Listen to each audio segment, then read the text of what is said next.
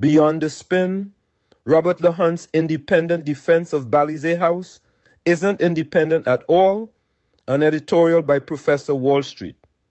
Robert Lahunte wants readers to believe he is writing as a concerned citizen and a career financier who happens to have relevant expertise on the Balizé House valuation dispute. He is not.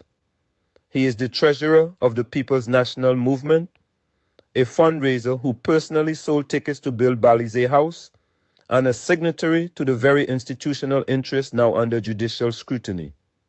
None of that disqualifies him from having an opinion. It does disqualify him from the posture of disinterested professional commentary he adopts throughout his column. And it is worth being precise about why. Here are 10 reasons Robert Lahunte's column cannot be taken as an unbiased assessment. 1. He is the P&M's treasurer, not a bystander. By his own account, he has served as P&M treasurer since June 1st, 2026. The treasurer of a political party has a direct fiduciary and institutional stake in how that party's flagship asset and any finding of impropriety connected to it is publicly perceived. This is not incidental background. It is the single most relevant fact about the piece, and it belongs in the second paragraph, not buried as a credential. 2. He opens by endorsing the party line, then presents himself as independent.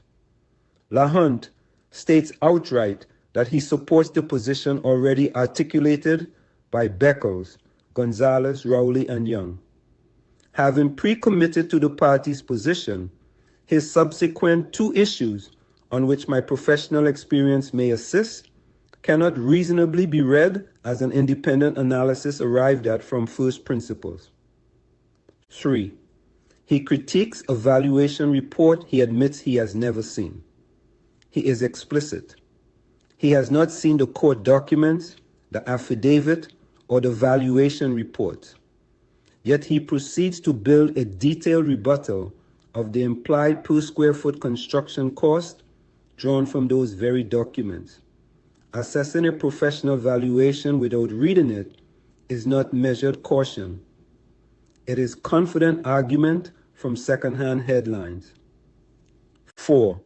He was personally a fundraiser for the building at the center of the case. He discloses that he sold fundraising tickets and encouraged others to contribute to Balizé House.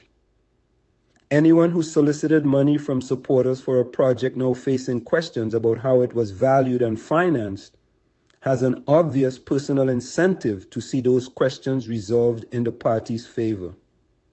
5. His passing strange framing prejudges the very sequence he says he won't comment on. He insists the legal matter is properly for the courts, then immediately characterizes the timeline, the Prime Minister's public statements preceding the proceedings, as passing strange, inviting readers to infer political motive.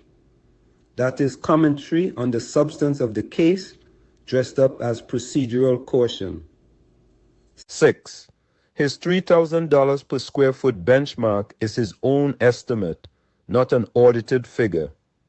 The column's central financial claim rests on his own back-of-envelope calculation using figures publicly reported and his personal knowledge of the approximate floor area.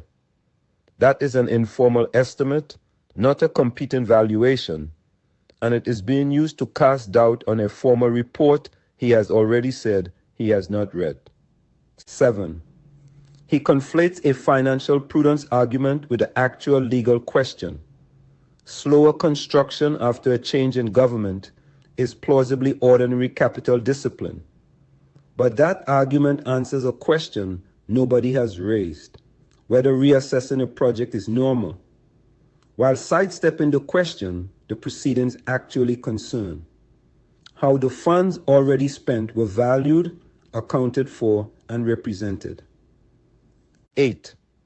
He deploys the process is the punishment argument common to parties under investigation, warning that statutory powers must not become an appearance of intimidation, is a familiar defensive framing used by parties and individuals facing scrutiny everywhere, not a neutral observation about TNT's institutions.